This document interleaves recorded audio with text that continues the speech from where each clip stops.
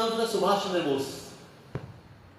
सुभाष चंद्र बोस जो थे वो आए नहीं, यानी इंडियन नेशनल आर्मी के लिए जवान लोगों को ढूंढ रहे थे। उनको पता था बॉडी मट के अंदर बड़े जवान लोग हैं, इनको मैं यहाँ बोलूंगा ज्वाइन कर ले। तो मिले श्री भक्ति महाराज जी से, उनसे मिले, उनसे मिल करके 5 मिनट बातचीत हुई होगी।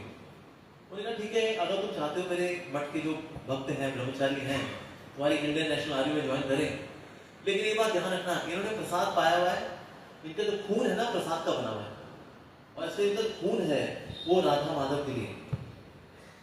अगर इनके खून से एक भी कतरा बाहर गिरा तो तुम्हारी पूरी आयने का सत्यानाश हो जाएगा। अब बता दो, क्या तुम इस बात की गारंटी देते हो कि इनमें से किसी का भी एक खून कतरा भी नहीं होगा? जी मैं ये गारंटी नहीं लेता हूँ। तो खुद ही सोच लो, मैं समझ गया। आप आशीर्वाद दे सकते हैं? हाँ जी बिल्कुल। जिंदगी में कभी भी सुभाष चंद्र बोस किसी भी साधु के सामने झुके नहीं, क्योंकि पता सब कपटी पाखंडी होते हैं, नौटंकी बाज। इसलिए कभी भी सुभाष चंद्र बोस किसी साधु के सामने नहीं झुके।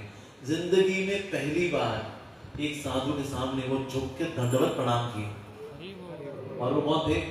भक्ति सिद्धांत सरस्वती ठाकुर प्रभुपाद जी, साधु संत।